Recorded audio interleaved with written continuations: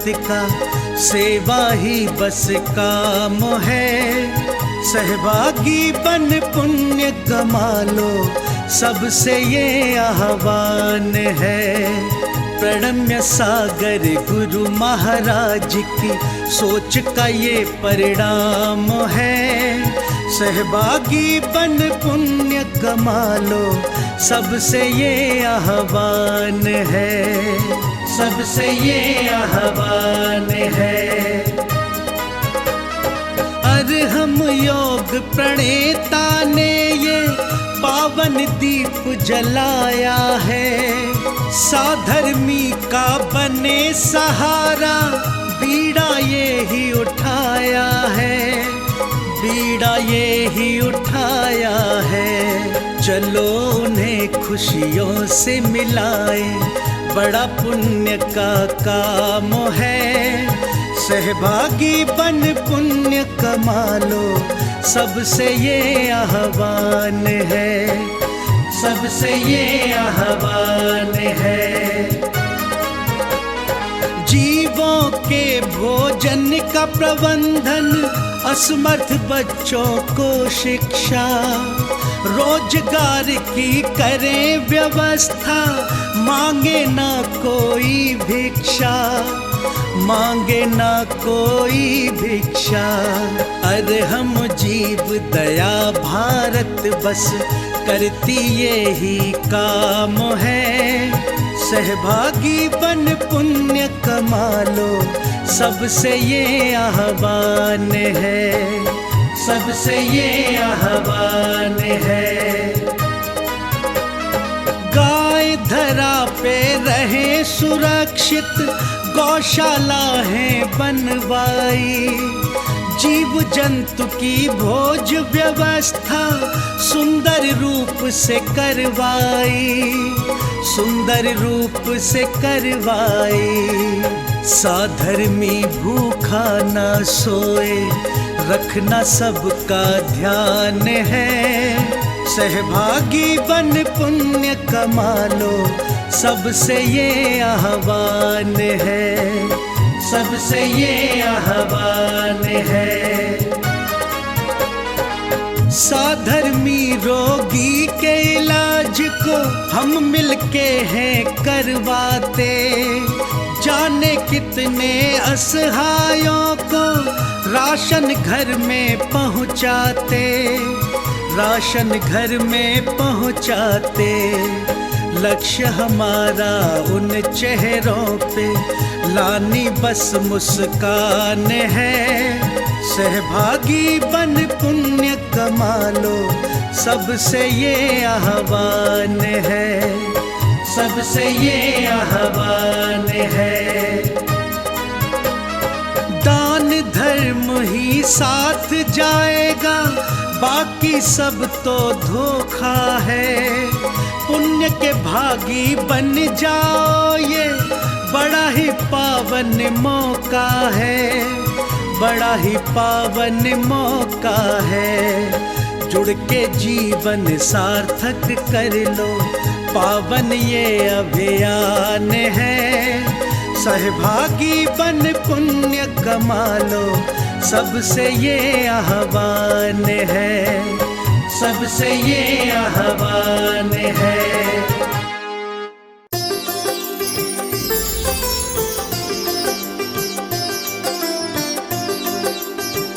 अरहमित्यक्षरं ब्रह्म वाचकं परमेष्ठिनः सिद्धचक्रस्य सद्बीजं सर्वतः प्रणमाम्यहम्। अनंतानंत सिद्ध परमेष्ठी भगवान ने की।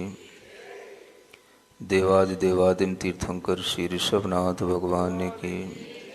वर्तमान शासन नायक श्री वर्धमान महावीर भगवान ने की। परम पूज्य आचार्य गुरुवर श्री विद्यासागर जी महाराज की। अध्यात्म योगी और हम ध्यान योग प्रणेता परम पूज मुनि श्री 108 प्रणम्य सागर जी महाराज की जय। समस्त मुनि संघ की जय जय जय। नमोस्तु गुरुदेव। वैराग्य शतक ग्रंथ की शतक के ऊपर भी कुछ 4 गाथाएं हैं, जिनमें 3 गाथाएं अवशिष्ट हैं। उन गाथाओं का पहले पाठन करते हैं, फिर उसका अर्थ समझने की कोशिश करते हैं। चौह गई अनंत दोहा,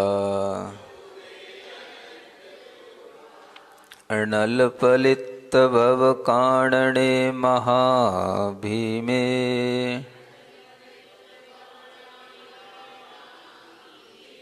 से वसुरे जीव तुमम, जिणवैणम अमीय कुंड समम, विस्मे भव मरुदेशे, अनंत दुहगिम ताव संतत्ते, जिण धम्म कप्परुखम, सरसुतुमं जीव शिव सुहृदम्, किं बहुणा जिण धम्मे, जय्यव्वं जह भवोदहिं घोरम्,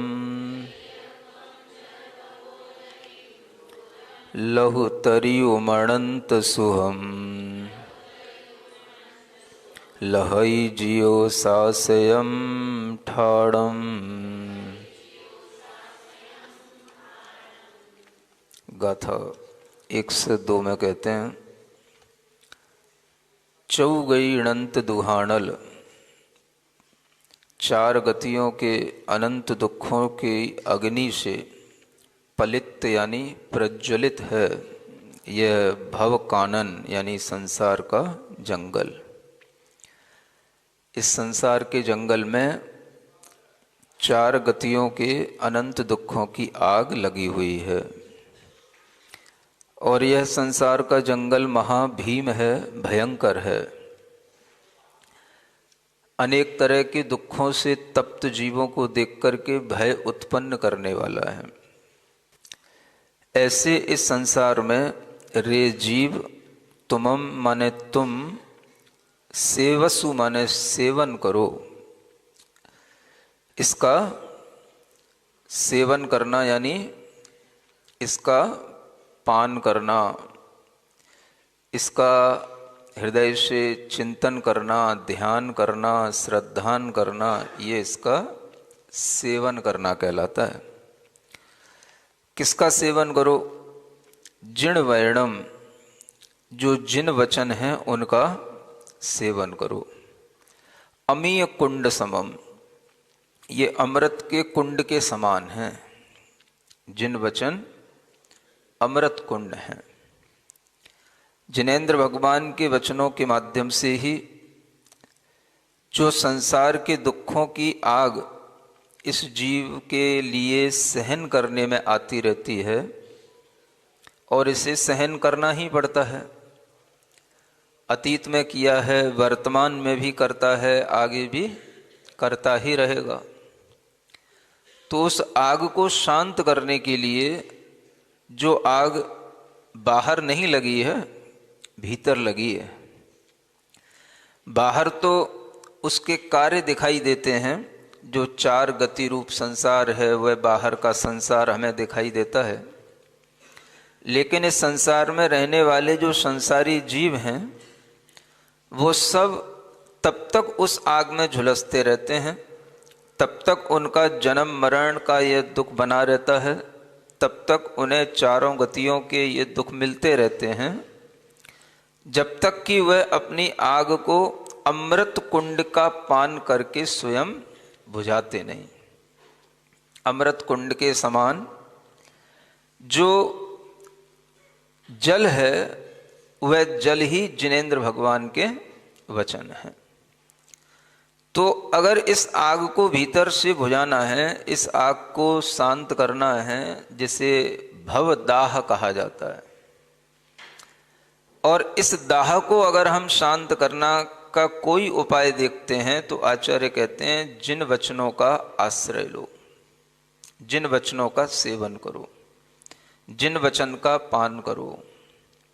यानी आपके दिमाग में, आपकी श्रद्धा में जितना जिन वचन उतरेगा उतना ही आपकी आत्मा को शांति मिलेगी। आग बहुत पुरानी लगी हुई है तो वो धीरे धीरे बुझती है, धीरे धीरे शांत होती है। और उस अग्नि की शांति के लिए अगर कुछ अमृत तुल्य चीज हमारे पास है तो भगवान की वाणी है।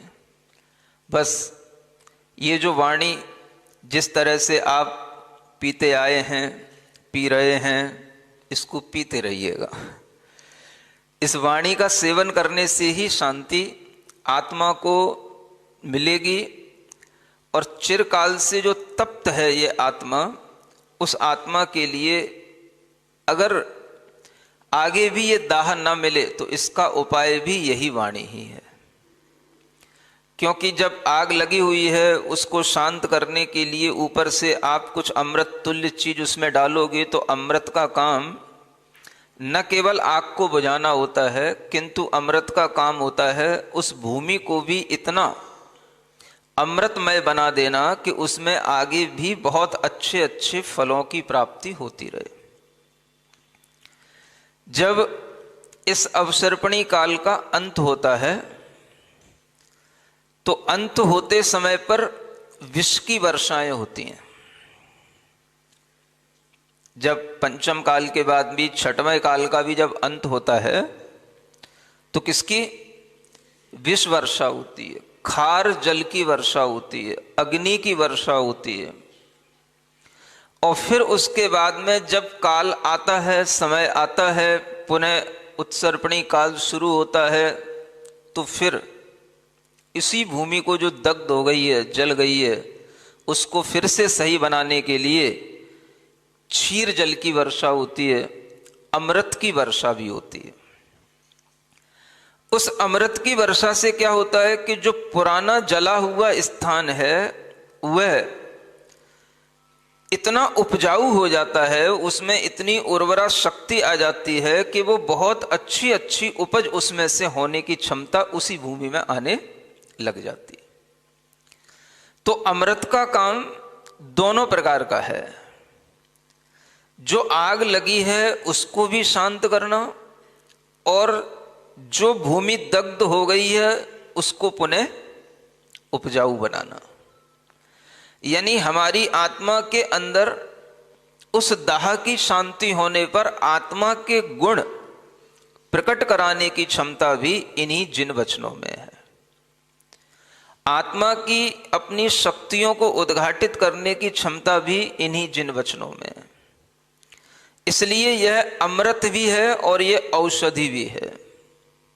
जब जल जाता है तो औषधि की भी जरूरत पड़ती है, तो जिन वचन ही औषधि बन जाते हैं। इसलिए आचार्यों ने कह रखा है जिणवयण औसह मिणम। ये जिनेंद्र भगवान के वचन औषध तुल्य हैं और यह वचन अमीय भूतम, इन्हीं को अमृत भूत कहा गया है।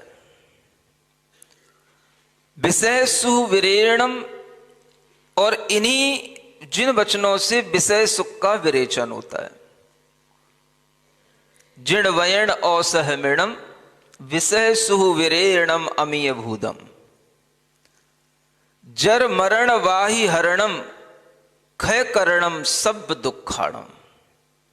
ये आचार्यों की गाथा है जो मूलाचार में उपलब्ध होती है।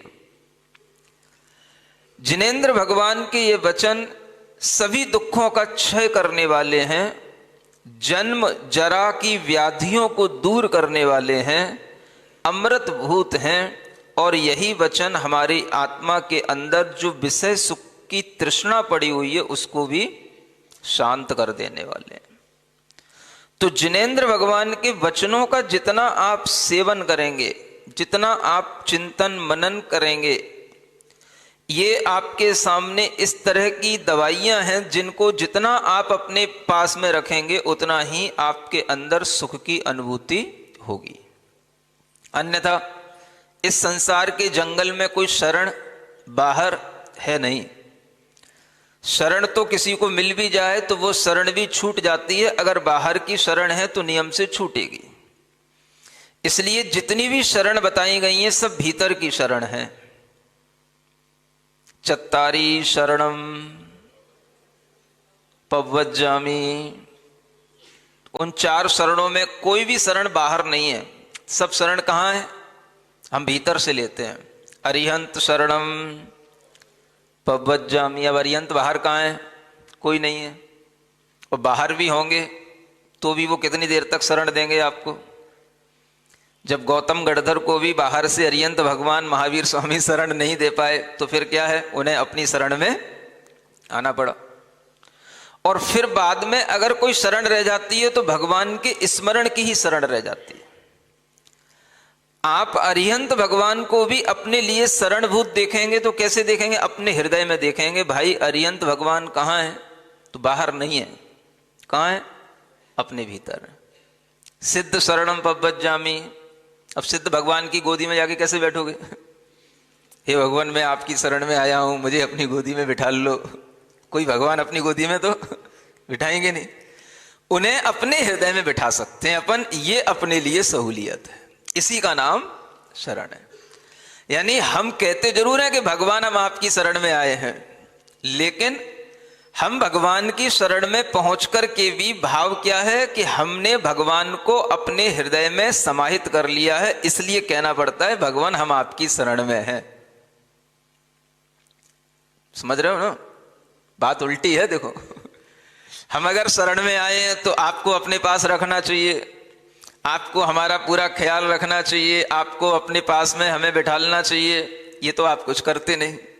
और हम कहते हैं भगवान अरिहंत भगवान हमारे लिए शरण है, सिद्ध भगवान हमारे लिए शरण है। तो शरण है तो कैसे शरण है? तो आप अगर बाहर शरण ढूंढोगे तो कोई शरण नहीं मिलेगी, क्योंकि बाहर दुनिया में कहीं कोई शरण है ही नहीं। और जो बाहर की शरण है वो इस संसार के जंगल की आग में सब जल जाएगी, वो सब अनित्य होगी, वो सब तात्कालिक होगी, वो कभी भी आपके लिए सुख नहीं देगी। इसलिए जो श्रद्धालु होता है वो शरण कहते हुए भी उस शरण का अनुभव कैसे करता है? तो भगवान अरिहंत हमारे लिए शरण है, तो अरिहंत भगवान हमारे हृदय में हैं। सिद्ध भगवान हमारे लिए शरण है, तो सिद्ध भगवान का ध्यान, सिद्ध भगवान का स्मरण, ये करना ही हमारे लिए शरण है। तो भगवान की शरण तभी आती है जब हम भगवान को अपने हृदय में स्मरण करते हैं, उनका चिंतन करते हैं, उनके प्रति हम श्रद्धा और आस्था के भावों से जुड़ते हैं, तो वह शरण हमारे अंदर आने लग जाती है। इसलिए यहां कहा जा रहा है कि जिन वचनों की शरण में आओ और जिनेंद्र भगवान के वचनों को अगर अपने हृदय में धारण करोगे तो ही आपके लिए वह सुख की प्राप्ति होगी, जो सुख आपकी आत्मा में छिपा हुआ है, किंतु अभी तो वो आग में जल रहा है, दह रहा है, और उस आग में जलते हुए आपके लिए ताप ही ताप प्राप्त हो रहा है। और यही बात आगे की गाथा 103 में कही जा रही है। विस्मे भव मरु देशे। अब यह संसार कैसा है? एक मरुस्थल की तरह है। जंगल भी है, मरुस्थल भी है, और उस मरुस्थल में अनंत दुख की गर्मी है, उसके ताप से आपको जलना है। अब उस मरुस्थल में क्या चाहिए? तो मरुस्थल में दूर दूर तक भी कहीं कोई छाया नहीं होती है। राजस्थान में कभी आप रेगिस्तान देखने गए हों तो जोधपुर की तरफ निकल जाना, उधर रेगिस्तान होते हैं। यद्यपि उधर की तरफ हम गए नहीं हैं, राजस्थान में थोड़ा सा गए तो हैं, लेकिन हमने देखा यहाँ पे कहीं रेगिस्तान है ही नहीं। तो लोगों ने बताया महाराज वो तो जोधपुर की तरफ होते हैं। तो उधर रेगिस्तान में आप घूमोगे, उधर आप देखोगे ऊंटों की सवारियां होती हैं, उधर लंबे लंबे किलोमीटरों तक के मरुस्थल मिलेंगे, और उन मरुस्थलों में क्या होता है? केवल जलती जलती मिट्टी होती है, ग्रीष्म के ताप में अगर आप उस मरुस्थल में पहुंच गए तो वहां पर एक तिनका भी आपको नहीं मिलेगा जो हरा दिख जाए। वृक्ष की तो कोई बात ही नहीं है, एक छोटी सी भी फूस फांस भी नहीं दिखती वहां पर। और ऐसे उस मरुस्थल में जहां पर चारों ओर से गर्म हवाएं आ रही हो, बालू तप रही हो, चारों ओर आकाश में आग ही आग दिख रही हो, इतनी गर्मी हो, ऐसे उस मरुस्थल में आपके लिए सुख देने वाली चीज क्या मिल सकती है? तो इस संसार में कोई शरण नहीं है। जैसे मरुस्थल में कोई शरण नहीं होती, ऐसे ही संसार में कोई शरण नहीं। दूर दूर तक देखोगे आपको कोई नहीं दिखेगा, कोई अपना नहीं दिखेगा आपको। दूर दूर तक देखोगे आपको लगेगा कि जो अपना है वह भी अपना सा नहीं होता है। और वह भी जब आपके लिए दुख देने का कारण बन जाता है, तब आपके लिए क्या शरण आएगी? तो जिण धम्म कप रुखम, ये कल्प वृक्ष जिन धर्म का, ये आपके पास अगर होगा तो कहीं पर भी इसको तान करके, छाता अगर आपके पास है तो कहीं पर भी तान करके बैठ जाओगे। जिन धर्म का यह कल्प वृक्ष अपने पास में बना करके रखो। तुमम, हे जीव तुम, शिव सुहृदम, यह कल्प वृक्ष ही शिव सुख को देने वाला है। शिव सुख यानी मोक्ष सुख को देने वाला है। इसको सरसु मने तुम अपने स्मरण में लाते रहो। क्या करना है? जिनेंद्र भगवान के वचन ही औषधि हैं, जिनेंद्र भगवान ही कल्प वृक्ष की तरह हैं, जिनेंद्र भगवान के वचन ही अमृत तुल्य हैं। अब इनका आप स्मरण करो बस। समझ आ रहा है? अब स्मृतियां शेष जब रह जाती हैं तो फिर क्या करना पड़ता है? स्मरण करना पड़ता है ना। ज्यादा स्मरण करना होता है तो लोग कुछ ना कुछ स्मारिका बना लेते हैं कि भाई स्मरण रहे, हमने क्या क्या सुना, क्या क्या पढ़ा, क्या क्या किया। तो ये एक स्मरण करने का तरीका, ये भी तात्कालिक ही होता है। आपके दिमाग में वो स्मारिका होनी चाहिए कि हमने यहां पर शुरू से लेकर के आखिरी तक क्या क्या सुना, क्या क्या सीखा, क्या क्या पढ़ा, ये सारी स्मारिका की तालिका आपके दिमाग में होनी चाहिए। समझ आ रहा है? तब यह स्मरण ही आपके उस दुख को दूर करने वाला होगा जो दुख आपके अंदर उत्पन्न होता है। तो हमेशा अपने अंदर एक ही चीज होती है जो हमें सुख प्रदान करे, और वह सुख मिलता है स्मृति से। चूंकि दुख भी मिलता है तो वो भी स्मृति से मिलेगा, तो सुख भी स्मृति से मिलेगा। आपको कभी भी दुख होगा तो स्मृति से होगा। आप ध्यान रखना इस बात को। कोई भी दुख आ जाए आपके सामने, आपको क्या दिखाई देगा? बस हमें याद आ रही है किसी की हमारे साथ कुछ हो गया था, पहले घटित हो गया था, हमें उसकी याद आ रही है, या जो हमारे साथ है वह अब नहीं रहा, उसकी याद आ रही है। हमारे लिए आगे भी किसी भी तरह का कोई भय है, डर है, तो हमें उसकी भी याद सताती पहले से आने लग जाती है कि ऐसा ना हो जाए। तो ये सब क्या है? ये सब स्मृति है। यानी आपको जब भी दुख होगा तो किससे होगा? स्मृति से होता है। माने आपका कोई इष्ट बंधु है, अगर उसका वियोग हो जाता है तो आपको दुख किसका बात का है? बताओ। वो चला गया इस बात का दुख नहीं होता। चले जाने को तो ऐसे भी बहुत सारे बच्चे हैं जो कहीं जैसे विदेश चले गए, 2-2 साल 5-5 साल तक मां पिता उसका मुख नहीं देख पाते। चले जाने का दुख नहीं होता। दुख किस बात का? अब उसकी स्मृति जो आ रही है वो स्मृति दुखी बनाती है। जब कोई भी नया बच्चा कहीं हॉस्टल में चला जाता है, कहीं दूसरे शहर में पढ़ने को चला जाता है, तो वहां पर उसको दुख किस बात का? चलो वो तो हम मृत्यु की बात नहीं कर रहे हैं, अभी उसके माता पिता हैं। अब माता पिता को भी बच्चे का दुख हो सकता है और बच्चे को भी माता पिता का दुख हो सकता है। किस बात से आएगा वो दुख? अब वहां पर कौन सा दुख का कारण है बताओ? सिर्फ और सिर्फ स्मृति, स्मरण, याद करना। याद आ रही है। अब वो याद आ रही है तो बस दुख आ रहा है, याद आ रही है तो दुख आ रहा है। अब आपके अंदर वह दुख का कारण क्या है? तो सिर्फ याद है।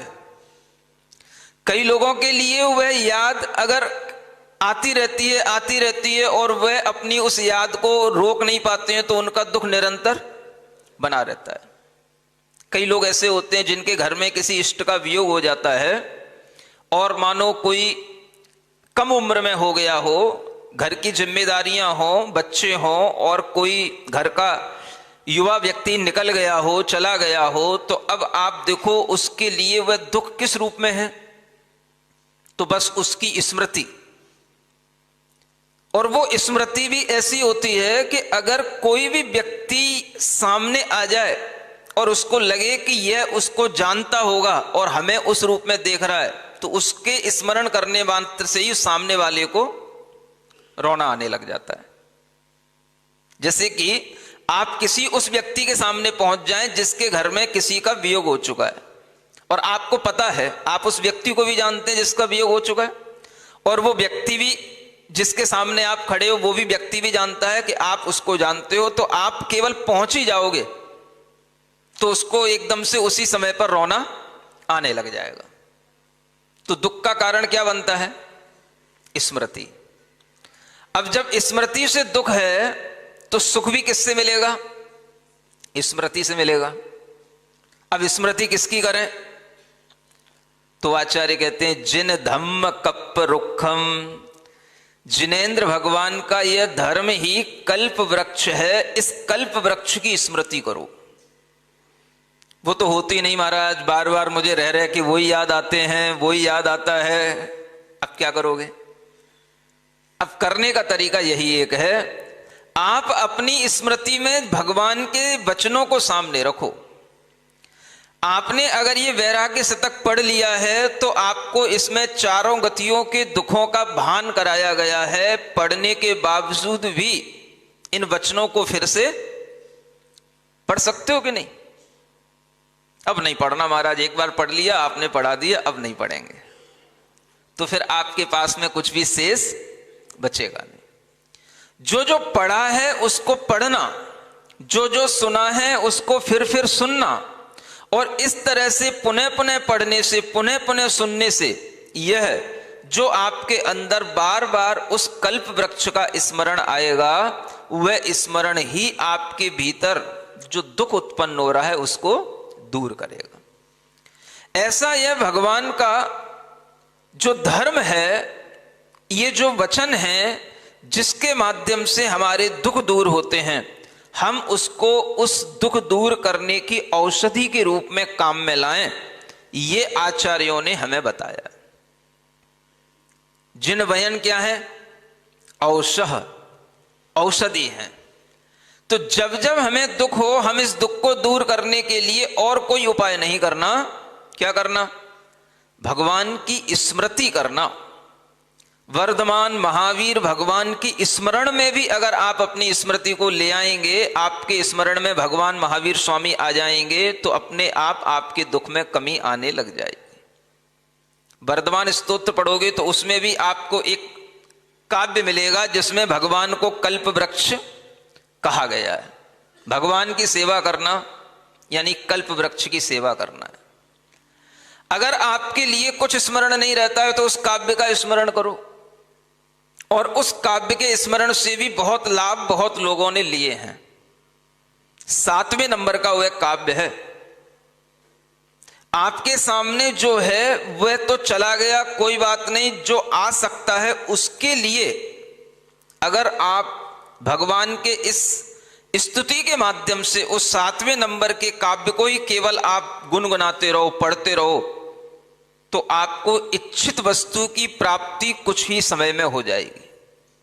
ये प्रैक्टिकल हो चुका है। लेकिन आपको पहले ये करना पड़ेगा। अब आप कहोगे नहीं, हमें मन ही नहीं लगता है, हमें पढ़ते ही नहीं बनता है, तो फिर कुछ नहीं होगा। केवल आप उस श्लोक का, उस छंद का आप मन ही मन 9 बार कम से कम 21 बार जितना आपसे बन सके आप उसका स्मरण करके अपने अंदर भगवान के प्रति भक्ति का भाव लाओगे तो आपके दुखों का जो आगे आगमन हो रहा है वो दूर हो जाएगा।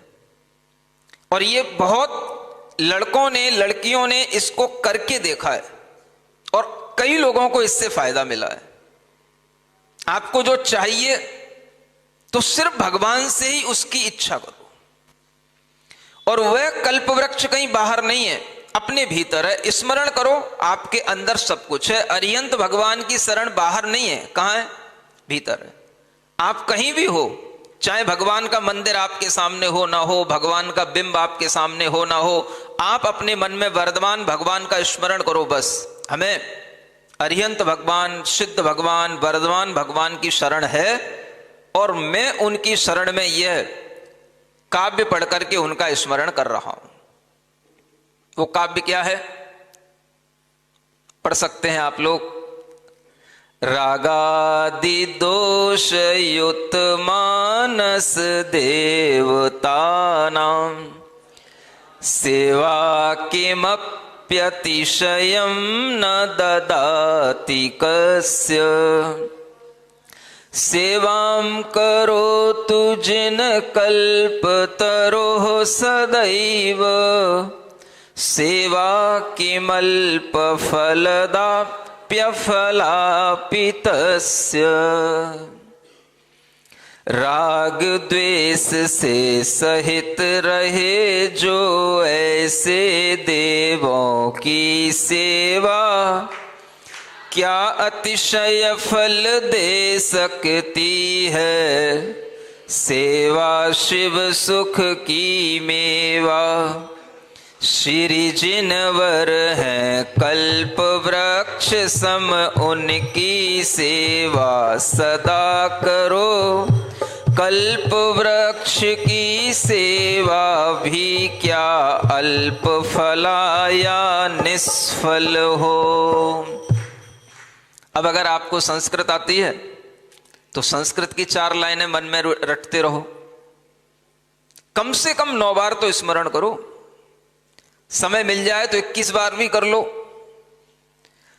हिंदी की आती है तो हिंदी की 4 लाइनें स्मरण कर लो, और इस स्मरण से आपको जो वर्धमान भगवान के प्रति भक्ति का भाव उत्पन्न होगा, यह स्मरण ही आपके लिए शरण बनेगा।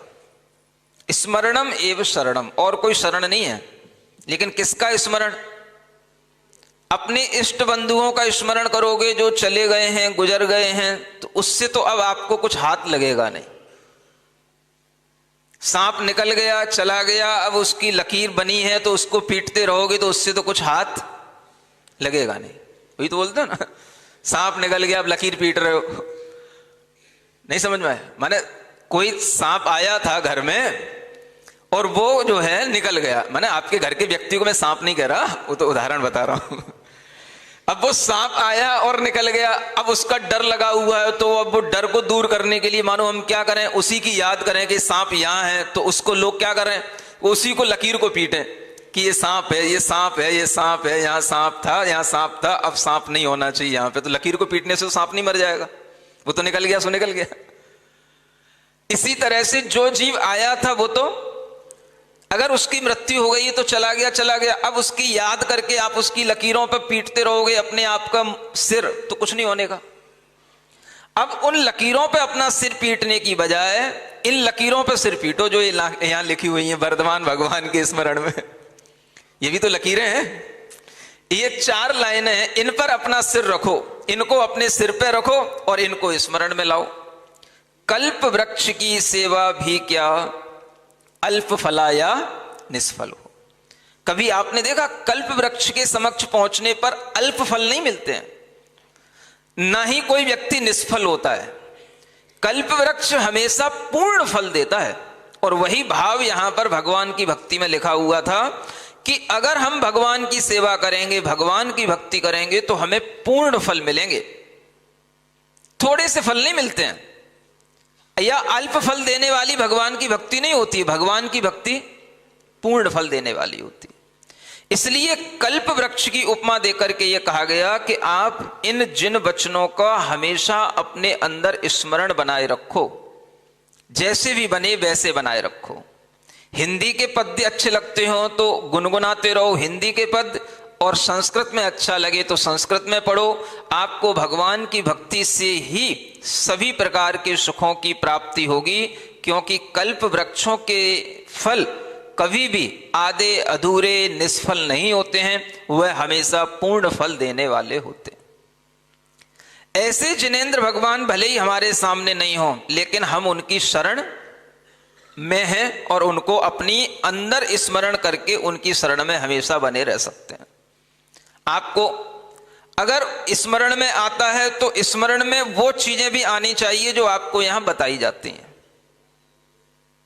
राजा श्रेणिक की वह घटना भी आपके समक्ष है जो आपके स्मरण में आती होगी और आ रही होगी। वह मुनि महाराज की परीक्षा करने के लिए और मुनि महाराज को अपने सामने रख करके उनके समक्ष कई कहानियां सामने ला रहे हैं, और मुनि महाराज भी कहानियां कह रहे हैं। ध्यान है आपको? किसके लिए? वह मणिमाली मुनि महाराज अपनी कहानी बता रहे थे, और वह भी अगर कहानी चल रही थी तो उस स्मृति के कारण से चल रही थी कि राजा जो सेठ था जिनदत्त, क्या हो गया था? उसके जो धन आदि और जो उसके लिए जो घड़ा आदि जो उसने कहीं छुपा करके रख दिया था वो चला गया। अब स्मरण आया मुनि महाराज का, तो बताओ कैसे आया, किस रूप में उसको स्मरण आया? उसके लिए वह स्मरण संदेह के रूप में आया, जबकि स्मरण मुनि महाराज के प्रति निशंकता के रूप में आना चाहिए था, लेकिन उसको किसके रूप में आया? संदेह के रूप में आया। और उस संदेह में क्या हुआ? सीधा सीधा वह महाराज से कुछ भी कह ना सका, तो उसने क्या किया? उसने एक कहानी सुनाई, तो फिर महाराज ने भी एक कहानी सुना दी। फिर उसने एक कहानी सुनाई, फिर महाराज ने एक कहानी सुना दी। फिर उसने एक कहानी सुनाई, फिर महाराज ने एक कहानी सुना दी। कितनी हो गई? 3 ही हुई अभी। अब कहानी सुनाने का टाइम नहीं ना, इसलिए कहानी सुना रहा हूं। फिर उसने सेठ ने कहानी सुनाई, फिर महाराज ने कहानी सुना दी, फिर सेठ ने कहानी सुनाई, फिर महाराज ने कहानी सुना दी। कितनी हो गई? 5 हो गई। फिर महाराज ने एक कहानी सुनाई, फिर सेठ ने एक कहानी सुना दी। फिर सेठ की कहानी हो गई, कितनी हो गई?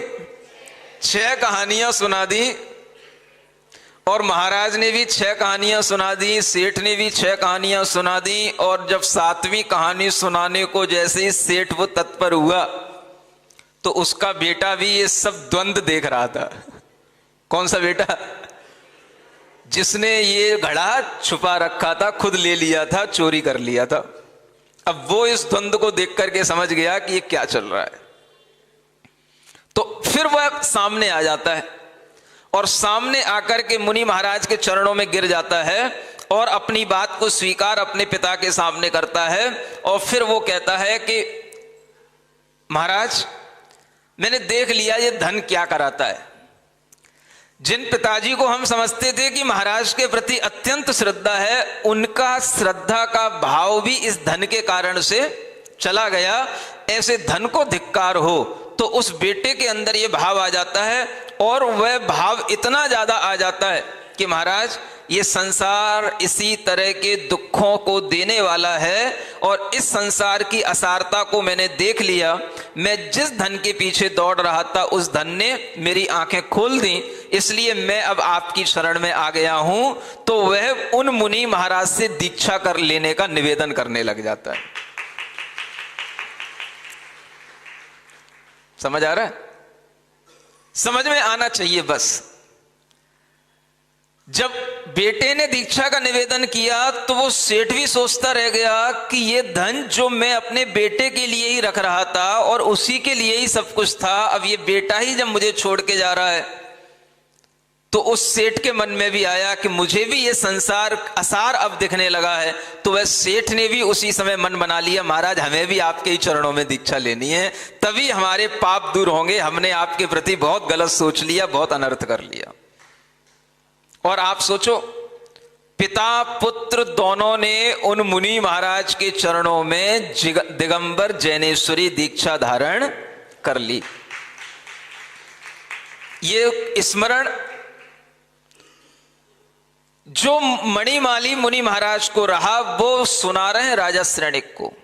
और इस कहानी को सुनने के बाद, उन मुनि महाराज के इन घटनाओं को सुनने के बाद में फिर राजा श्रेणिक का मन तब जाकर के जिनेंद्र भगवान की श्रद्धा में तब दृढ़ हुआ। यशोधर मुनि महाराज के उस उपदेश को सुनने के बाद थोड़ी दृढ़ता आई थी, लेकिन फिर बाद में विचलित हो गया किसी के कहने पर, और फिर बाद में ये फिर उसने परीक्षा ली। अब वो दृढ़ हुआ। अब दृढ़ होने के बाद में अब वह रानी चेलना भी निश्चिंत हुई कि चलो अब तो स्वामी को कुछ समझ आई। और वह समझ आने के बाद में वह रानी चेलना राजा श्रेणिक सुखपूर्वक जीवन व्यतीत करने लगे। लेकिन समय बढ़ता है तो कुछ ना कुछ तो घटित होता ही रहता है, क्योंकि आदमी के जीवन में सब कुछ हमेशा एक जैसा चलता नहीं है।